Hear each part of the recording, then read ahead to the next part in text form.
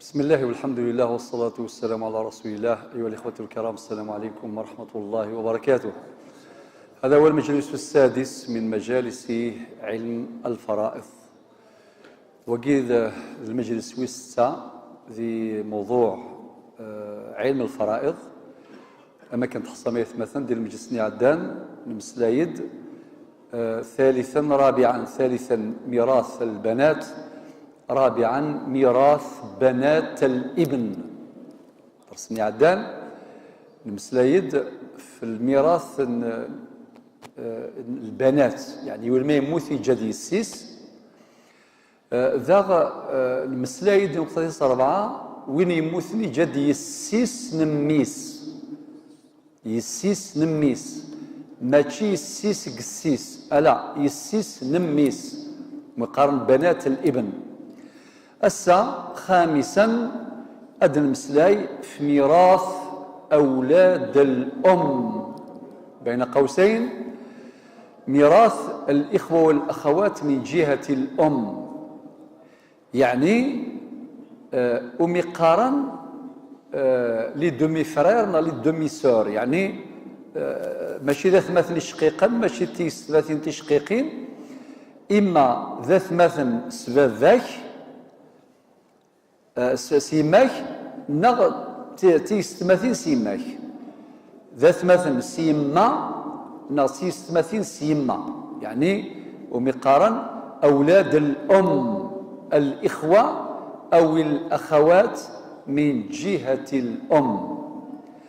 ثم فهميثنا نوا ما يموثيون إيجاد والتماس سيماس نغ إيماس سيماس نغ جثي تجميع، يعني خلظن وكذا كيش راه ورثن سوينا يموثن لان ثلاثة الحالات.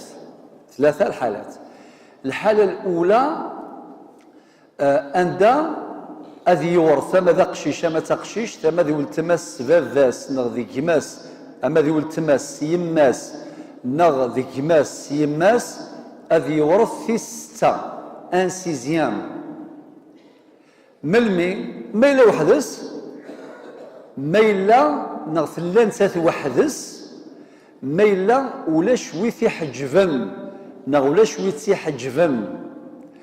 ترث الأخت من جهة الأم أو الأخ من جهة الأم ميراث السدس عند الانفراد وعدم وجود حاجب. ثورة نروح الحالة في السناث. الحالة الثانية وين يموت نجاد والتماس يماس أو كذي يماس يماس، يعني سين نغ أكثر أشحال على ورثن أذ ورثن الثلث انتيير، الثلث 1/3 بشرطين، 6 شروط. الشرط مزوارو ما إلا سن أكثر إديجا لي دومي فرير نغ لي دومي سوراكي، ما إلا سين نغ السناث نغ أكثر 2 3 4 5 إلى آخره. الشرط والسين وريد سيليانا ويثني حجفن بعد تنظراني وكذا كيك تحجفناك أنوثني حجفا. يعني الحالة الثانية ترث أو يرث الإخوة من جهة الأم أو الأخوات من جهة الأم سواء كانوا ذكورا أو إناثا أو مختلطين نصيب الثلث بالاشتراك أي بالتساوي عند وجود شرطين، الأول هو التعدد، الثاني عدم وجود حاجب.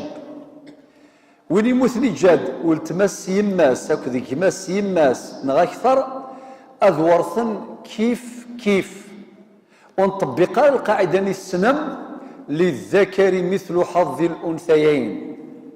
لو كان ذي شقيقا أنطبق فلاسا القاعدة أمد جانا راويس إيجاد ميس هكذا يليس يا أخي نشرح يا سيدي أم كا ورثا ما إلا يجاد الناد إيجاد 30 هكتار بكال 30 هكتار إيجاد أقشيش تاكل بقشيش صافي أقشيش هذه ورث 20 فقشيش 10 سيدنا ربي ذي القرآن يوصيكم الله في أولادكم للذكر مثل حظ الأنثيين ولكن ذي الحالة يوم السلام ما يموت يون يجاد ولتمس سيماس أكو ذي يماس سيماس يون ذي الذكر ويض ثيض نثا أي ما يجاد 30 هكتارا 15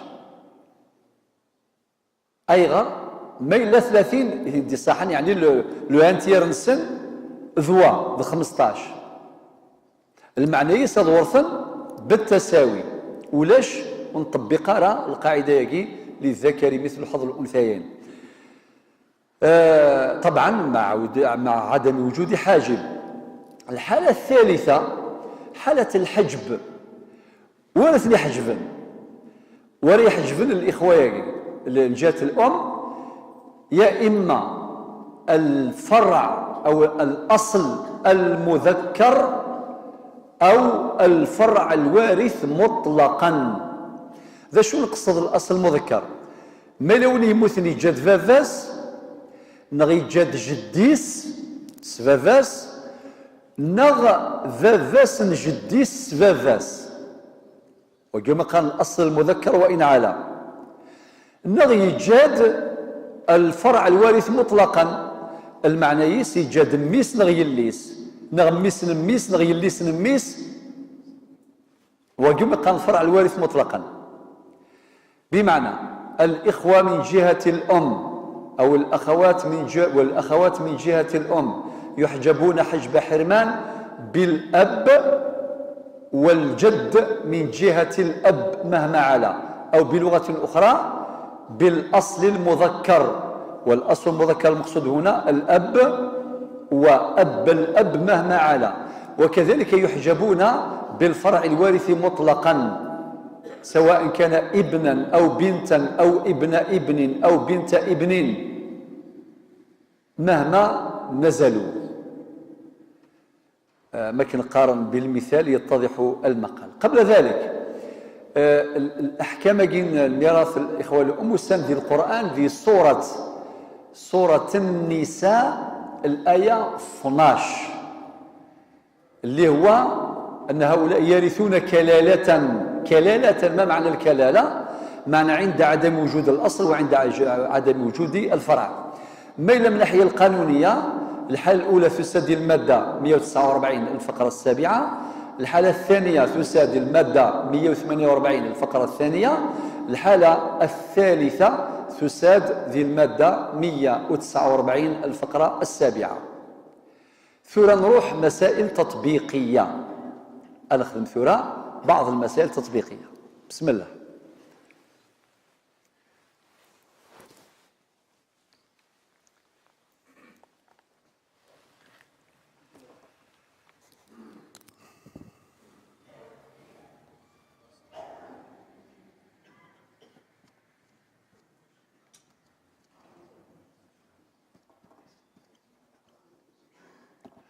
ما لا يموثيون إيجاد مثلا إيجاد زوجة، إيجاد أم، إيجاد أخت لأم من جهة الأم. هذا مش نخدم. يون إموث إيجاد ثمطوثيس هاد الفكان وقاعدين غرا ديجا إيجاد ثمطوثيس، إيجاد إماس نتسا وين يموثن، إيجاد والتماس ماشي قماس والتماس يماس دومي سور وكان قارثورة إيجاد والتماس سي الجهة قماس والتماس يماس أخت من جهة الأم. كيفاش نقسموهم؟ الزوجة ترث الربع أنكار. لماذا؟ نشرح يفيد.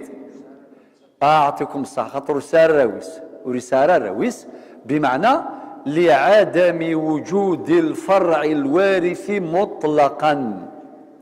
ذيني مسنفكا الربع أولا الشيء يستد قول ربي القرآن الكريم. كل هذا شرحناه فيما سبق. الأم نشرح يسيد نناد الأم شحال ثورث ذاكي خمس مليح برك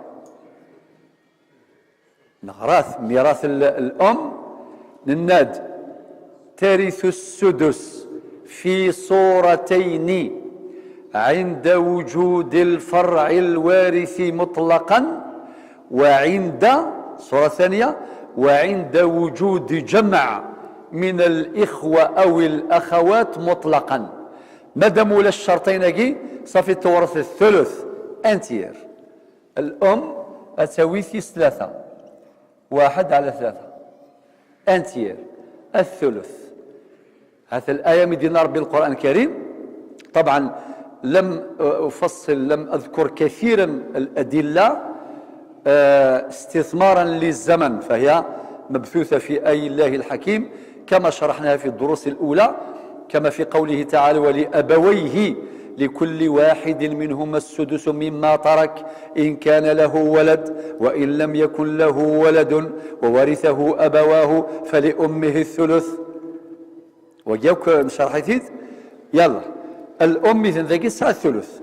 أكيد دينا القرآن واكيد وكيد السنة واكيد يساد القانون 84/11 اللي هو القانون الجزائري. الأخت لأم ثلث نشرح كم ترث السدس انسيزيام. هذا السدس طبقا للآية 12 من سورة النساء.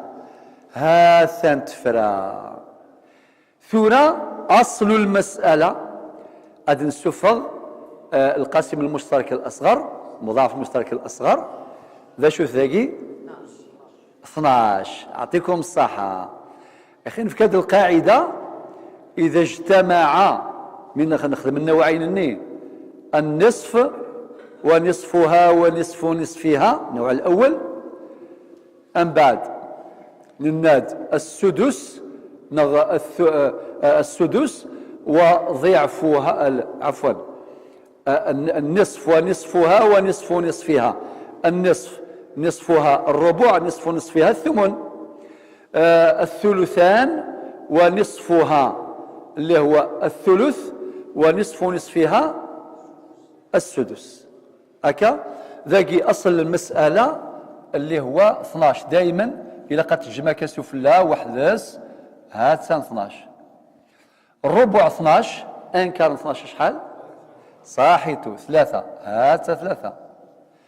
ثلث 12 4 معناتها 12 فوا 1 ديفيزي بار 3 وقيل معني 4. 12 في 1 مقسوم على 3 يساوي 4. السدس 12 شحال صاحيتو 2. ثلاث نجمع 3 زائد 4 7 زائد 2 9. شفوثاس قارنوا بين 9 و 12 صافي. التركه مازال ديك الخير مع الميديوسا ليكسبير باش يطبق الفريضه اذ يفضوا قال ثمطوث السيف كانكار الربع يلا يماس السيف كثلث انتير والتمس يماس السيف كسدس يقعد وكل اما ذاك اللي يقعد ميثيري من يقعد كل شيء يقعد مادام يقعد امشي نسمي المساله قصاي ونقسم اسنسمي مساله قاصره. هذا مساله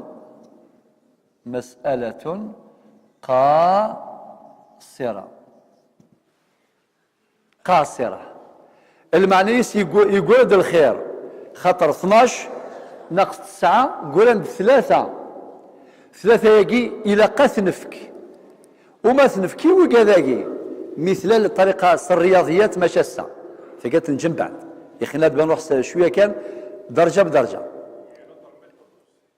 نعم وي وي لا انت لي ميثود صافي نروح كان ستاوي الف لا بريك يوث ثورة ما نستناش تاقي بركايا في هذه الساعه نزرى باللي يقول هذا الخير قران ثلاثه ياخ دوز ناقص ساعه قيم ثلاثه يا قيد يقولان تروى اسنخدم بوان دانتيروغاسيون علامه استفهام اثنفضوا 100 مشات تنفضوا امشي قاث نجم بعد ماشي الساكي ماشي ذو قتيس خاطر ثوان حواج باز دي دوني بونك دي دوني ثورا حوايج معلومات الا قال لي نسنا كل القواعد هاكي باش مين نخدم لي زوبيراسيون ثياض تكنيكا ذينا يسهل المستفهام هذه للشون ياك يانا كيف يلا اثن وقيت المثال ادلفك مثال نظام مثلا يموت ايوان ايجاد مثلا زوجه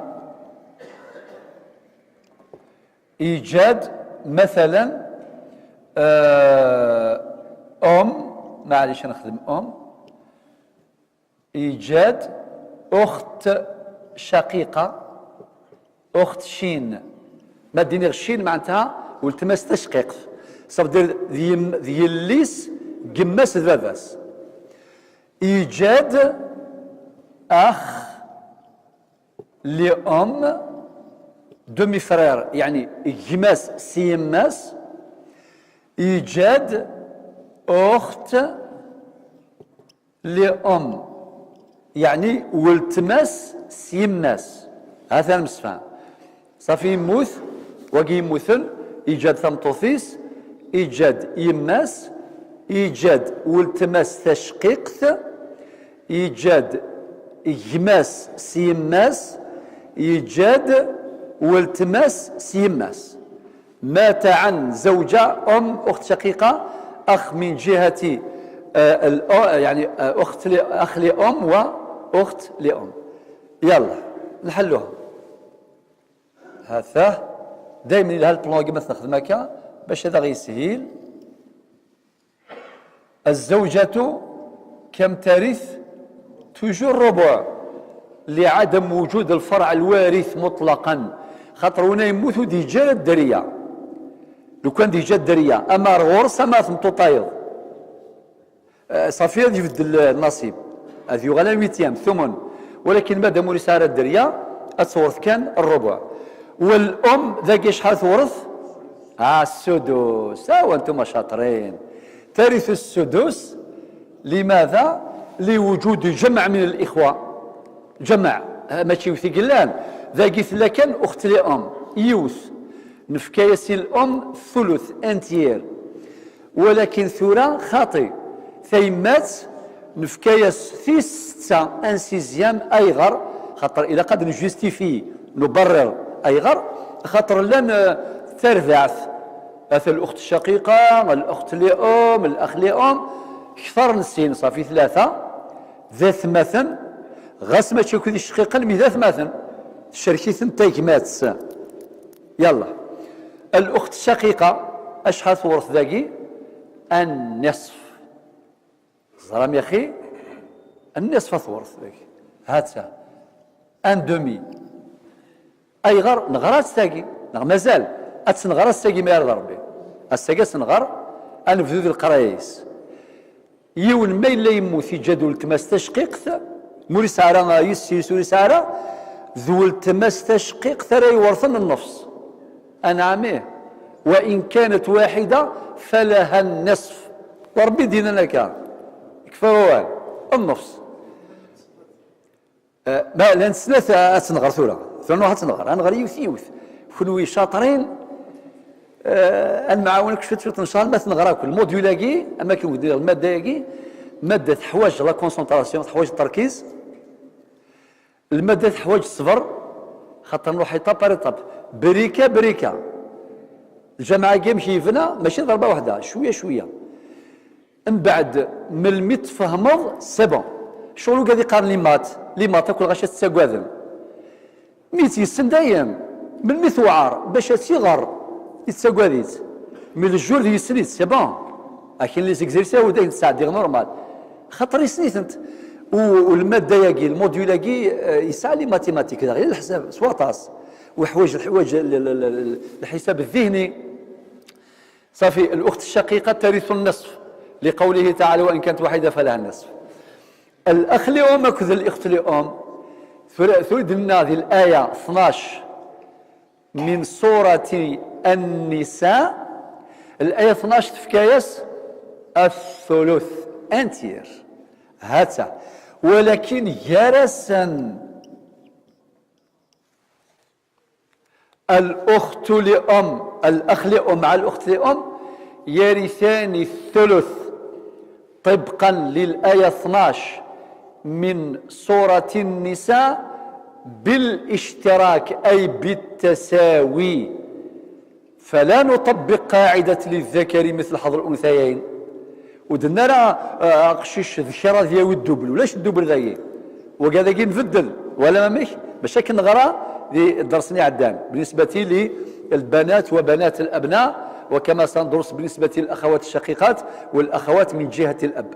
صافي ذاكي الأخت الشقيقة أو الأخت لأم أكذ الأخ لأم يورث الثلث بالتساوي.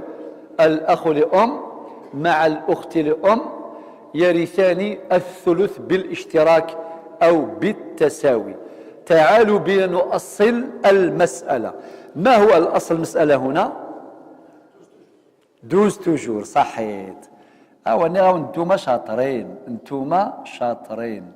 12 هذا ودقرا 24 ودقرا 6 ودقرا يعني العدد ده مشطوح ذي الزمر اد نشوفها وكسيس الكوسوراكي اد نشوفها انكار ان تيير ان سيزيام اهيد نشوفها بلا ما ظهر لا فيرغول سون فيرغول بدون فاصله. الزوجه الربع 12 شحال؟ صاحيتو 3 هات سنة 3 اثنهم كاليس. الام السدس 12 شحال؟ صاحيتو 2.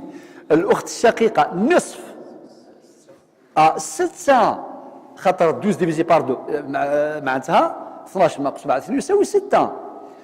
والاخ لأم او الاخت لأم شحال يديو؟ ثلث 12 4. هيا وثلاثة نحسب عندنا في المشكل عندنا في المشكل 3 زائد 6 يساوي 5 ارنو يا 6 يساوي 11 ارنو يا 4 يساوي 15. يا 15 يلا اطفض 15 هاكي ذاكي نفات من نجمع نفات 9 بارابور 12 نفا مسألة قاصرة. صحيتو. ذاكي 3 زيادة ذاكي صافا نخدم موا ذاكي بلوس ذاكي موا 3 موان 3 وتوجور على ما استفهام. ثاقي مسألة قصيرة ما تاقي مسألة عائلة هكاس نسمي مسألة عائلة. ما معنى عائلة؟ معناه زايدة عالت مدينة عالت ارتفعت. ما تخلط الزيت هكذا وامان الزيت هكذا وامان واي خلطن واي الزيت غادي على الزيت الماء. لكن نقول لكم واحد النكته اغرذا ما يروح هذيك الزيت على بالكم يحرج هذيك السيميس إما إلا نتصني يجبد الميكفى الزيت مازال كان شويه طاش يخدم هذه يروح دياوي امان ذي كيميس هذه تشار تصني سيمي خدم امان سيمي الزيت يتساليت يحرج ولا يحرج فقط كي سوهمي كنا لا لي بيولوجيست كنا ولا جنا اصحاب انا فقير نسلي معلم فقير بين قوسين. اذن الزيت يعلو الماء. صافي المسألة عائلة. ما معنى عائلة؟ معنى عالت من 12 إلى 15 ثولي سي 12 إلى 15. المهم الفريضة فرات هكا النوتير هذا واش يدير مي كاين دي تكنيك كيفاش يتعامل مع ناقص 3 مع زائد 3 ذاكي ماشي ثورة وقات نغار وحدس مين فهموك في مسألة كي مليح نسعى بنك المعلومات سوا وبعدين انفرو لي بروبليماك اتنفرو سانتيفراث. المستفهم يا جماعة الخير. فهذه في مسألة ثايض مات عن مثلا زوجة، من بعد مثلا أد نخدم أخت لأم زائد مثلا أخوين لأم زائد مثلا بنت زائد أب. سهلة مهلة. الزوجة كم ترث؟ مادام مثل البنت ان ويتيام ثمن. الأخت لأم وكذاكي ميم حاء أستنين. محجوبون حجب حرمان. ميم دبل حاء ميم محجوب حجب حرمان. نغلق سوا نكتبها كاكي محجوب حجب حرمان ويثني حجبا تساقي اكد واكي. خاطر وين يموثن ما إلا يتجاد يليس أتحجب أثمثني السيماس تسوينا روالو. إما يتجاد فافاس وكذاكي ورتساوينا روالو. نمسفهم ثاقي إذ الحالة الثالثة. ثوار نغرى ثنتاك ثاقي نغرى الحالة الأولى، ثاقي الحالة الثانية، ثاقي الحالة الثالثة. تكفى الآية 12 من سورة النساء. والمواد القانونية أشرت إليها في حينها. نمسفهم. إعادة سريعة. الحالة الأولى زوجة أم أخت لأم، الزوجة ترث الربع لعدم وجود الفرع الوارث، والأم ترث الثلث أولا لعدم وجود الفرع الوارث وعدم وجود جمع من الإخوة والأخوات مطلقا. الأخت لأم ترث السدس لانفرادها وعدم وجود حاجب. بعدما أصلنا المسألة نفاد المسألة فيها قصور، فالمسألة قاصرة لأن عدد الأسهم هو أقل من أصل المسألة. الحالة الثانية زوجة أم أخت شقيقة أخ لأم أخت لأم، الزوجة ترث الربع لعدم وجود الفرع الوارث مطلقا، والأم ترث السدس لوجود جمع من الإخوة والأخوات مطلقا، والأخت الشقيقة ترث النصف انفرادها وعدم وجود عاصب ولا حاجب، والأخ لأم والأخت لأم عندهم الثلث طبقا للآية 12 من سورة النساء بالاشتراك يعني بالتساوي. أصل المسألة 12 وكيجمعنا الأسهم لقينا 15، فالمسألة عائلة لأن مجموع الأسهم أكبر من أصل المسألة. الحالة الثالثة والأخيرة وهي حالة الحجب، هي حالة الحجب بمعنى الأخت لأم أو الأخ لأم أو الأخوين لأم كل هؤلاء محجوبون حجب حرمان، إما بالبنت بالفرع الوارث مطلقا أو بالأب أو بالأصل المذكر، وقد قلنا قبل حين الأب وأب الأب مهما على، والله ولي التوفيق. الآن ننتقل بكم سادتي الأفاضل إلى سادسا لدراسة ميراث الأخوات الشقيقات. الأخت الشقيقة هي الأخت التي تدلي إلى الميت المورث عن طريق الأمومة والأبوة. أختك شقيقة يعني أختك من بابك ومن يماك، أختي من بابا ويما ذو التماس تشقيق تسقال غرثورة. في شقيقين أشحال ورثنت، في شقيقين عندهم 6 حالات، 6 حالات صافي ركزوا معايا مليح. 6 حالات. الحالة الأولى ترث الأخت الشقيقة النصف عند انفرادها وعدم وجود معصب أو عاصب وعدم وجود حاجب وعدم وجود من تتعصب معه وهو الفرع الوارث المؤنث. من ما ثورث دي الحالة مزوروث مادام الساعة 6 الحالة ولتما تشقيق نقول تما تشقيق. الحالة مزوروث تصورث النفس لو كان دي جاوني يموثل كما تشقيق.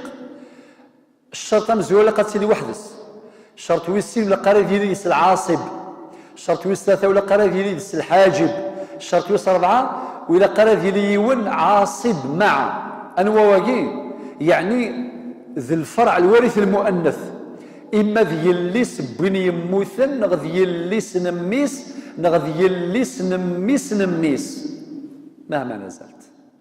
فهي الحالة الأولى ومنصوص عليها في القانون تاعنا في المادة 144 الفقرة الرابعة.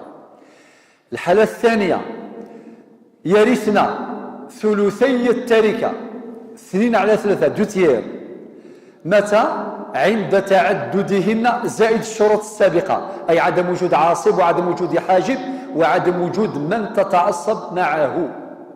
وهذا يعني هذه الحالة منصوص عليها في المادة 147 الفقرة الثالثة.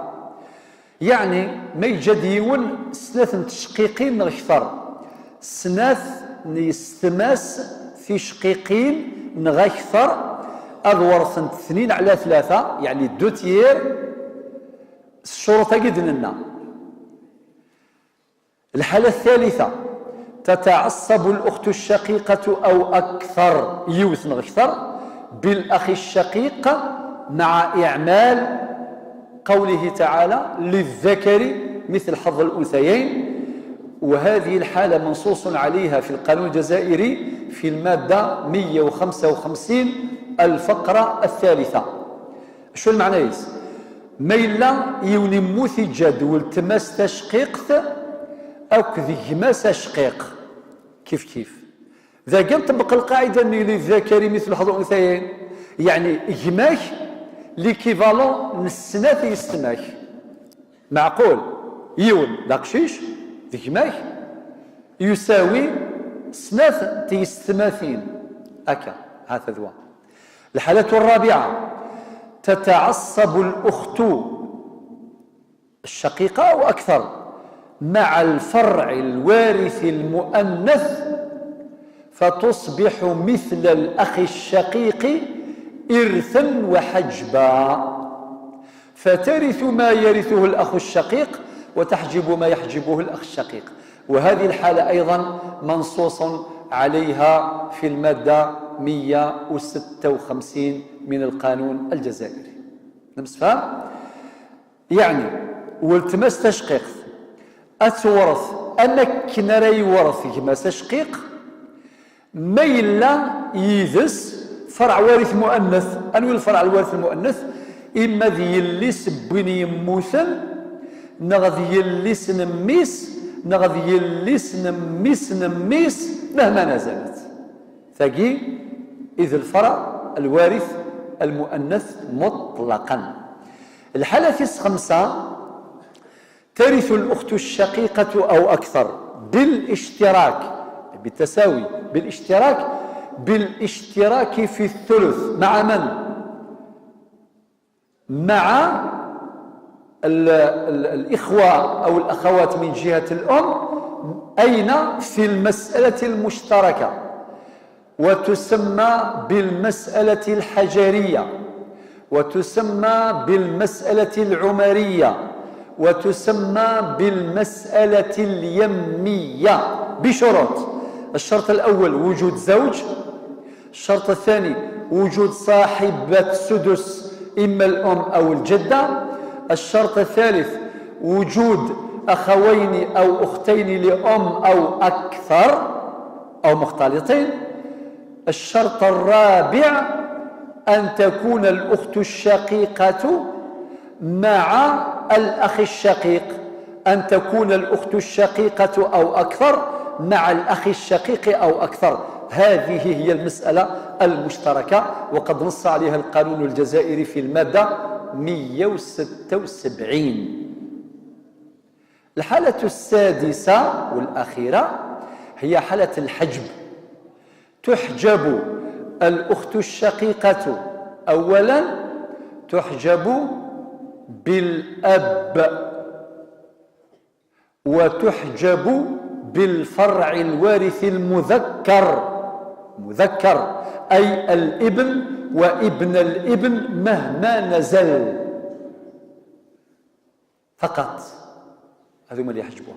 أتحجب الأخت الشقيقة ولا تحجب أتسوحجب يا إما تحجب الأب فافاس معقول طبقا لقواعد الحجب دروسها 100 على رأسها، يعني من أدرى إلى شخص بواسطة يحجب بوجود تلك الواسطة. إذا أتحجب فافاس وتحجب الفرع الوارث المذكر للمورث، وهذا منصوص عليه في القانون الجزائري في المادة 164. الآن ننتقل إلى المسائل التطبيقية.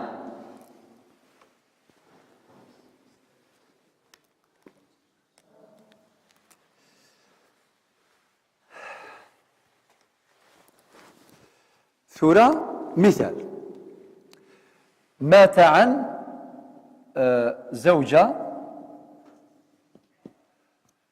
وبعدين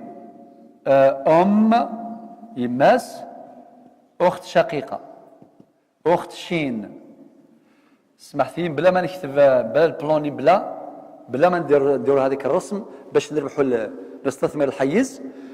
الزوجة كم ترث في هذه الحالة؟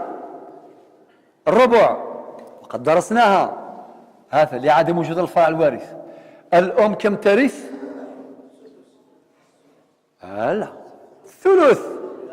ولأبويه لكل واحد منهما السدس مما ترك إن كان له ولد ولم يكن له ولد ورثه أبواه فلأمه ثلث أنتير. الأخت الشقيقة كم ترث؟ النصف. هذا نفرة أي غرس كان نفسه التماس تشقيق خاطر واحد سيث الله نمسفها. الله يبارك. ثورة نروح الحالة الثانية. تجد الحالة الأولى ذاين، الحالة الثانية زوجة ما عادش تعاود مثلا 3 أخوات شقيقات، 3 أخوات. ذاكي الأم الزوجة ترث الربع، الأم ترث السدس، ولأبويه يعني الأب والأم لكل واحد منهما السدس. انسيزيام سلامة الآية نغلا خطر في حالتين: الأم ترث السدس في صورتين: الصورة الأولى عند وجود الفرع الوارث مطلقا للمتوفى المورث، والصورة الثانية عند وجود جمع من الإخوة والأخوات مطلقا، سواء كانوا إخوة أشقاء أو أخوات شقيقات أو إخوة من جهة الأم أو أخوات من جهة الأم أو إخوة من جهة الأب أو أخوات من جهة الأب أو مختلطين. كل هذا الكلام نلخصه في كلمة واحدة مطلقا.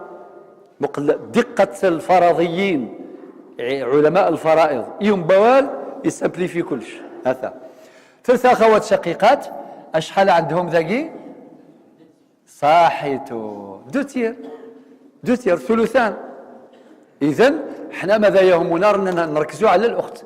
هنا ورثت النصف، هنا ورثت الثلثين. وهذه هي الحالة الثانية. الحالة الثالثة مثلا مات عن زوجة، مثلا مثلا أخت شقيقة، أخ شقيق. الزوجة كم ترث؟ دائما الربع لعدم وجود الفرع الوارث.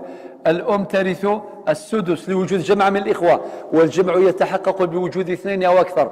مادام فلا والتماس تشقيق تاكل كيما تشقيق أتورث 6. سيناقي أنخدم باعين. أشو المعنى باعين؟ الباقي تعصيبا، يعني نطبق والدنا ربي يوصيكم الله في أولادكم للذكر مثل حظ الأنثيين. يعني ما قراند 30 قطارن بكال أقشيش ذيوي 20 ثقشيش تساوي 10، يعني هما ذيوي 20 والتما تساوي 10. هذا ثقي ذي الحالة الثالثة. ثورة الحالة الرابعة. الحالة الرابعة سنخدم ذي. الحالة الخامسة تحوج هذاك. الحالة الرابعة تذاك. الحالة الرابعة. الحالة الرابعة ما لا ينمو إيجاد زوجة مثلا، إيجاد إيجاد أخت، إيجاد مثلا بنت. وكي مثل إيجاد ثمطوثيس، إيجاد يماس، إيجاد ولتماس يماس، إيجاد يليس. يلا الزوجة كم ترث؟ لا ثمن. ولا قالوا كتغير في المخ ياكو صحيت واش كوني شاطرين ما شاء الله مي نشطروا اكثر. نحواج الناس باللي علم الفرائض يحتاج الى الصبر ويحتاج الى التركيز وحضور البديهه والمعلومات هذه انت وجدنت ركز وتسكر النصيب المثول كلش. يعني اللي بغيت نخدم راكي قصد خدمنا خاطر نوتير جامي كندي يخدم اكديني كان كذا كذا فهمي الفهم اكين اصلها كذا ويقول كذا ويقول كذا، ولكن البلوني سي ميثوديك منهجي باش الزرد كل زيتاب المراحل. غادا نديروا على الموضوع في الوقت المناسب. صافي الزوجه ترث الثمن ان ويتيام اي غالي وجد البنت اسنوك السار وتسكر النصيب المثول شوي لان ولي ليكيب حضرا تشكيله الورثه. الام كم ترث؟ ان سيزيام لوجود البنت، ان سيزيام سدس. ولأبويه لكل واحد منهما السدس مما ترك إن كان له ولد. القرآن ما يند ولد المعنى يساقشيش لا تقشيش باش يمكن الدرجة كني عندي زوج ولاد معنى ذراش لا الولد معناه ذكر أو أنثى لفظ المشترك، انما اقشيش هذه الابن فاقشيش البنت هكذا. الاخت لام ثلاث نجي نهضر في البنت كم تاريخ ان دومي النصف نغرات ساك. ماذا الاخت لاماكي اترث باعين؟ شو المعنى يعني اين دي قران اين دي قران وهي عصبة عصبة مع الغير. أعيد. مات عن زوجة أم أخت شقيقة بنت. الزوجة ترث الثمن لوجود الفرع الوارث، الأم ترث السدس لوجود الفرع الوارث وهي البنت. الأخت الشقيقة هي بائعين معنى ترث بالعصوبة مع الغير لوجود الفرع الوارث المؤنث وهي البنت، والبنت ترث النصف لانفرادها. هنا قاعدة ذهبية اسمعوها مليح، قاعدة أسيد خدمة ذاك. أخت شقيقة زائد فا واو ميم يساوي أخ شقيق إرثا وحجبا. شفاو القاعدة هذه ذهبية. الأخت الشقيقة زائد فا واو ميم فرع وارث مؤنث يساوي أخ شقيق إرثا وحجبا، أي ترثه ما يرث الأخ الشقيق وتحجب ما يحجبه الأخ الشقيق. المعنى يسمث في ضد فقلت تشقيق في الليذس يلي كنغ يلي سنمي كنا السؤال سعى القراد نجمة كشقيق سيتادير زمر غاك داويغ القراد نجمة كشقيق أثي داويغ بطريقة غير مباشرة. آمش أك داويغ أخت شقيقة أدر نغز ذاتس وفرع وارث مؤنث إما ذي الليس نغ ذي الليس نميس نغ ذي الليس نميس أدفغ ليكيفالون ينس القرد ينس ذيك ما كاشقيق. سيدي تكنيك ثقة ذاكي قواعد أكيلات هات سندقي ذاكي الفرس. الحالة الرابعة الحالة الخامسة إلى قد فغن 4 حوايج 4 ذاك وهي المسألة المسألة المشتركة. يلا 4 إلى قد وزنتو لك 4 الشباب. المسألة المشتركة عند ريلي زوج أنداريلي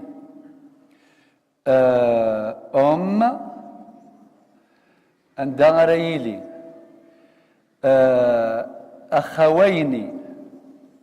أخوين لأم أنداريلي أخ شقيق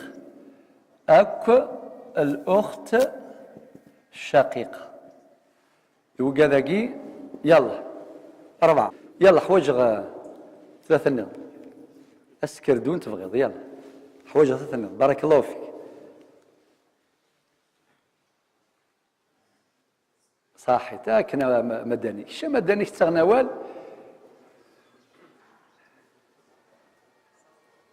الله يبارك ما شاء الله. على كل حال ثورة أمر ذي الفغاس نداوم الشوكولة أمر ذي الفغي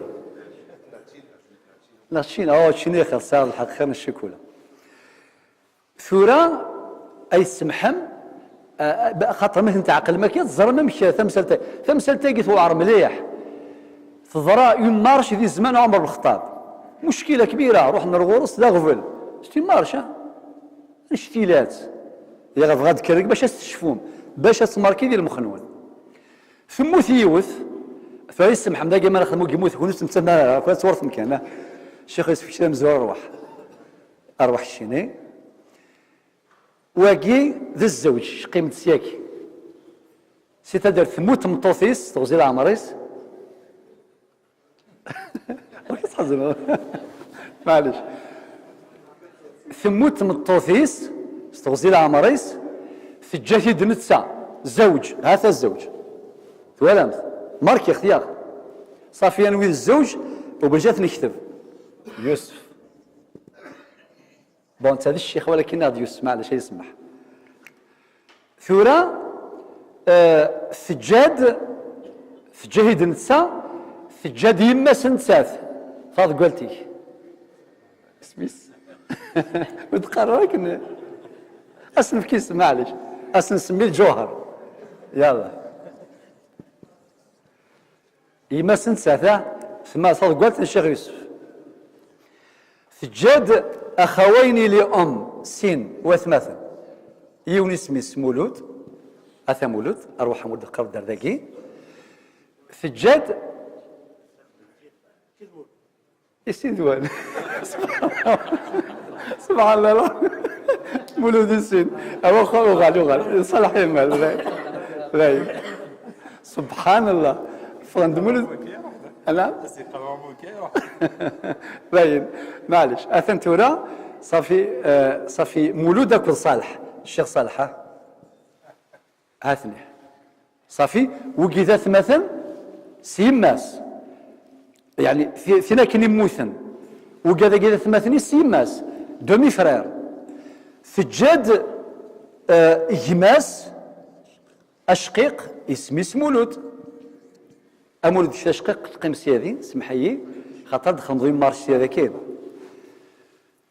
صافي مولود هثان ثورة باش تشوفوا مليح ثمطوثني موثن ثجاد ركازي سافح يوسف ثجاد دومي فرير ثجاد مولود ثجاد صالح ذا ثماثني سيماس ثجاد هماس شقيق هاثان مولودي سميس وثجاد والتماس تشقيق اديني مثلا والتماس كيف كدا اي اسم اخويا مولود شاد يختار فاطمه صح هاتان فاطمه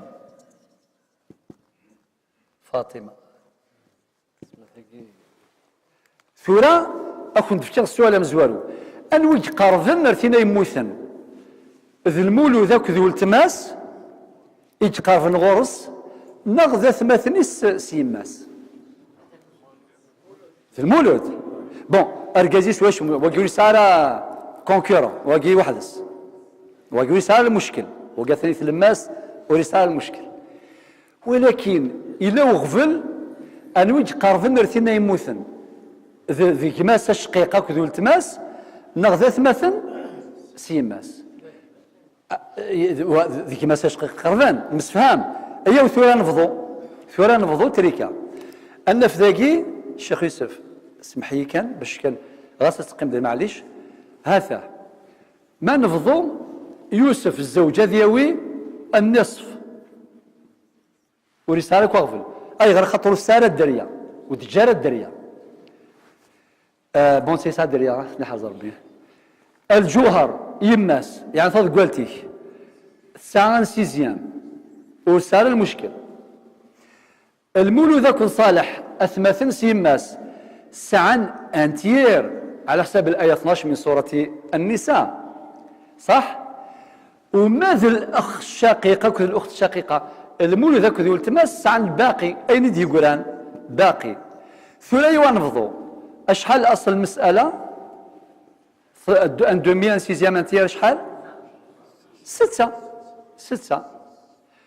النصف 6 شحال 3 سدس 6 شحال يون انتير 6 شحال 2 صافي من خدم 3 يون 2 اشحال نوفا 6 صافي 6 كل 6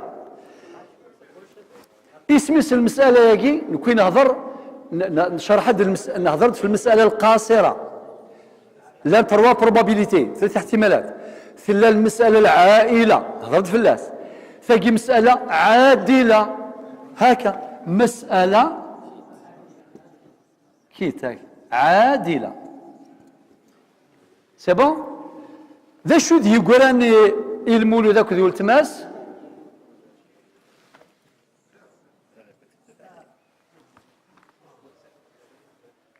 مشكلة ثورة ولا شيء مولود شيء صح ولاش خاطر ميلا 60 مليون امشي تلفظوا الشيخ يوسف فرقازيس هذه وين النفس اشحال 60 مليون صافي 30 مليون ثلاث قلتي يمس يموتن ان سيزيام 10 مليون اشحال يقولان 20 مليون وثنياوين الاخوين المولود كل صالح اتساوي 10 من 10 مليون اشو يقول المولود والو مشكله ذاك بعد ذا شو سيتادير امي المولود يقارضن ثينا يموتن سي قارو التماث شقيق داير نسيرون اطاس نسيرون اطاس خاطر التماث شقيق يقنطلان الصالح هكذا المولود ذا ثماث سيماس دومي فرير يرنا بون انتيير انا عميه صافي مشكله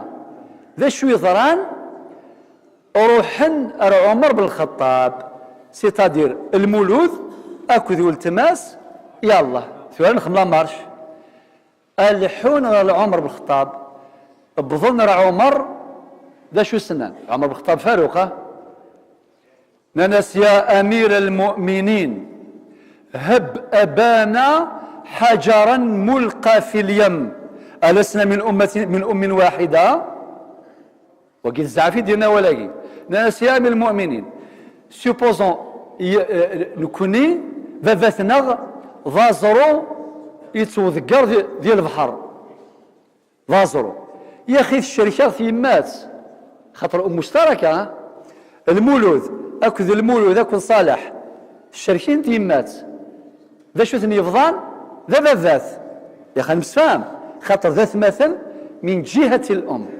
المسفام أدعو ذا ننس يا أمير المؤمنين هب أبانا حجرا ملقى في اليم ألسنا من أم واحدة أذغى عمر يجمع الصحابة إن ياسثا المولود خدمت بين قوسين لا مارش أشي قارن كان دليل الحقيو يعني بعد عمر شو سنين الصحابة إنيس كيف تكون قوة القرابة سببا في الحرمان نورمالمون قوة القرابة إذن ستريقة الواجك زواران ذمودك زواران ماشي ذا صالحك ذا المولود المسفام خاطر وقاذني ساعة نظر فينا يموثن سيو بومرار ذو التماسن سيماسن دوميسور ولكن المولود ذا شي قار ثاقي يمطلن ذو التما ثاشقيق سفافة سيما ساعة ماشي صح يفرات عمر ثورة باش هذي يفرح المولود النغ امشي سنين عمر إناياس أكل مثلا أما ذي المولود أما ذي صالح أما ذي المولود أما فاطمة أكن مثلا سعام الاشتراك في الثلث، أتفضم الثلث بالاشتراك بالتساوي. ذاك فرحنا كنا غلا في الشركيت انت يمات صافي دير 4 سن المولود اكد التماس فاطمه صالح اكد المولود دير 4 سن لو انت يرمي قلان هذه يفضل ديفيزي باركات مقسوم على 4. أليس كذلك؟ وبذلك حل الإشكال، وتسمى هذه المسألة المشتركة نسبة إلى الاشتراك، وتسمى بالحجرية نسبة إلى الحجر، وتسمى باليمية نسبة إلى اليم البحر، وتسمى بالعمرية نسبة إلى عمر. بارك الله فيكم. عودوا إلى أماكنكم. نكمل. أعيد شرح هذه المسألة باختصار. أرنا في المسألة المشتركة. المسألة المشتركة لا تتحقق إلا بشروط. الشرط الأول وجود الزوج، الشرط الثاني وجود صاحبة السدس قد تكون أما أو جدة، الشرط الثالث وجود أخوين أو أختين لأم أو أكثر، الشرط الرابع وجود أخت شقيقة أو أكثر مع أخ شقيق أو أكثر. الزوج يرث النصف طبعا لعدم وجود الفرع الوارث مطلقا.